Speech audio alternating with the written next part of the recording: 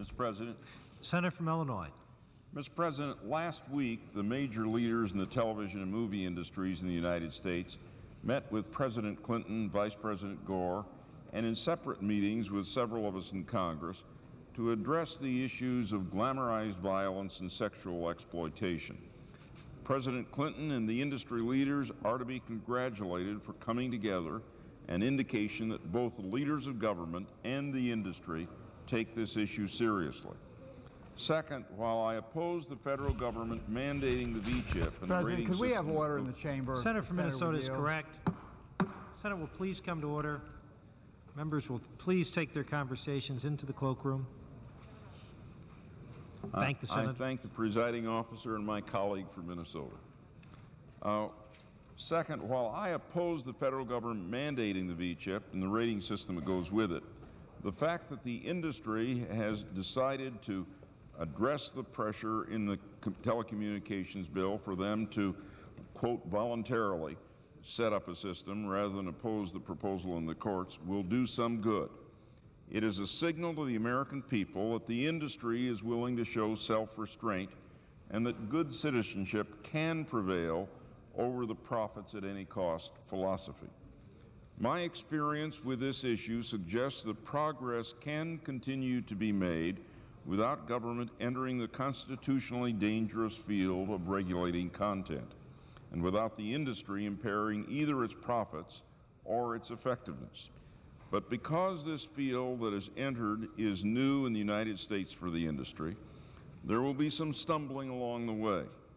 The path of real progress is rarely easy in any type of endeavor. The television movie leaders deserve our congratulations, not only for the step just announced, but for a series of positive actions that have been taken over the past few years. The industry initially moved in a more conservative direction somewhat reluctantly, but as more and more leaders started self-examination and found pride and satisfaction in the good they were doing, the progress has become more measurable.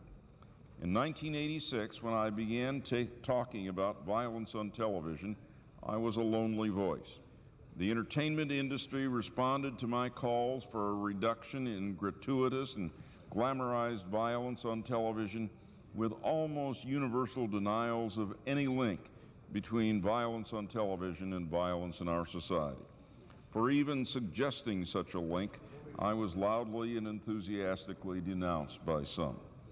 When I asked that they work together to establish joint standards on violence, the networks told me that antitrust laws precluded them from doing so. When I introduced and Congress passed an antitrust exemption in 1990, signed into law by President Bush to allow them to discuss this issue, they spent the first year and a half of the exemption doing nothing. Finally, halfway through the exemption, I took to the Senate floor to call the nation's attention to this issue and the industry's inaction. Public hearings were held in the House and the Senate. In response to this public pressure, the networks announced joint standards on violence in 1992. The broadcast networks led the way on this, followed by cable and the independents.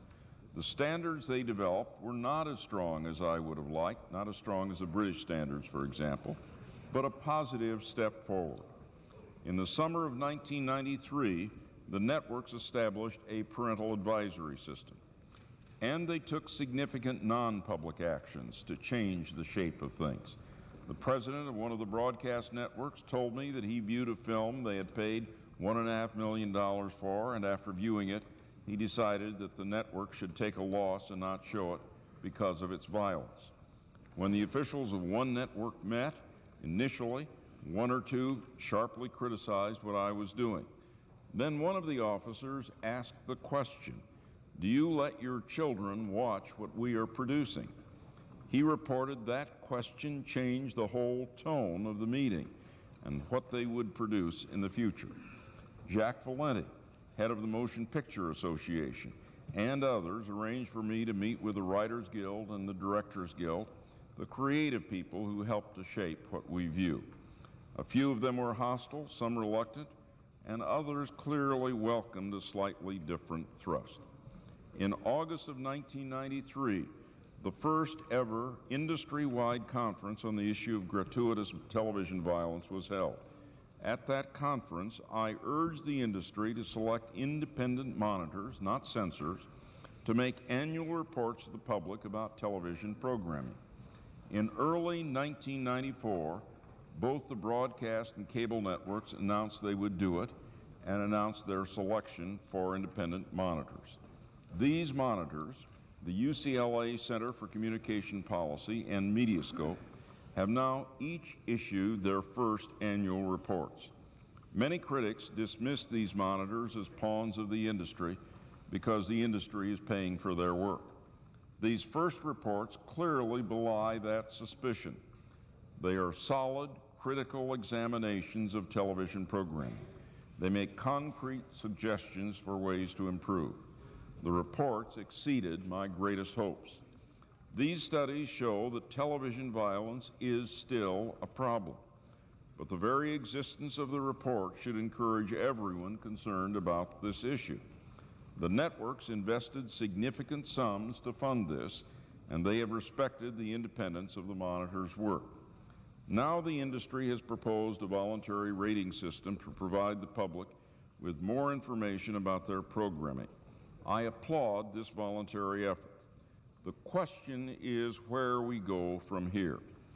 Laudable as the most recent step by the industry is, though I voted against the V-chip in the version that passed the Senate as an unwise and probably unconstitutional intrusion of the federal government into the field of content, I have concerns that some in industry and government are looking to this as the answer to the question of gratuitous violence.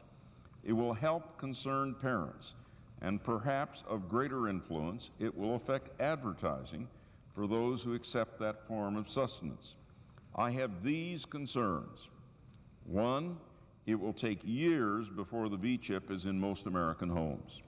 Two, the recent report on television by Mediascope suggests that while ratings help parents and are helpful with young children, boys between the ages of 11 and 14 are attracted by an R rating, not repelled by it.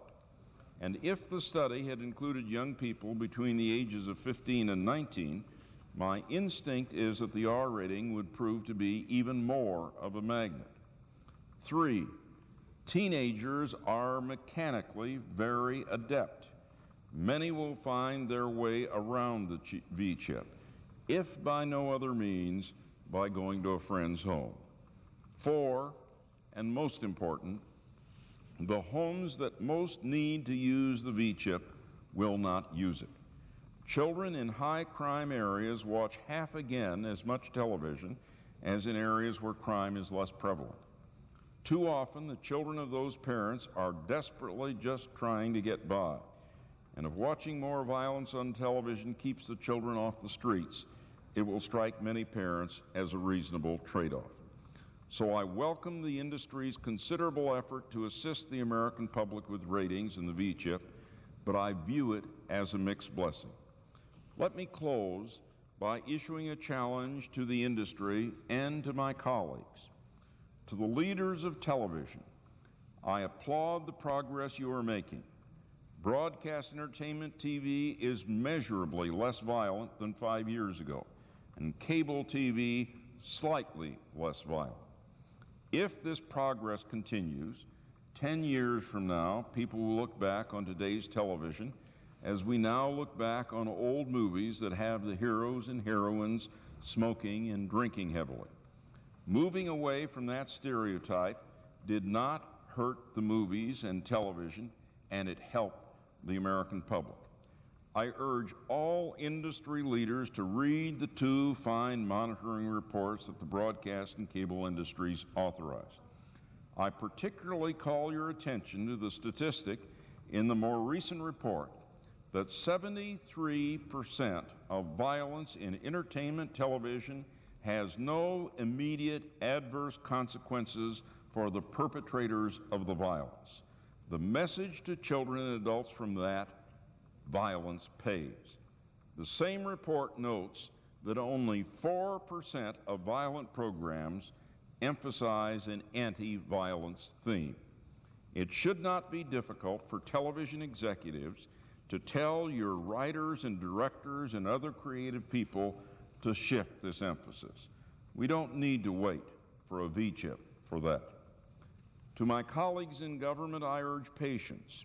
As one of the harshest critics of the industry, let us acknowledge that progress has been made even before this latest announcement and congratulate the industry for it. It is no accident that the top 5 in the network ratings on television today are not violent shows.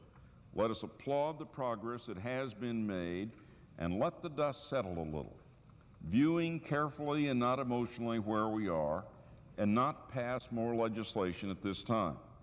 President Clinton and Senator Bob Dole deserve some of the credit for the progress that has been made, as do many other of my colleagues of both parties in the House and Senate.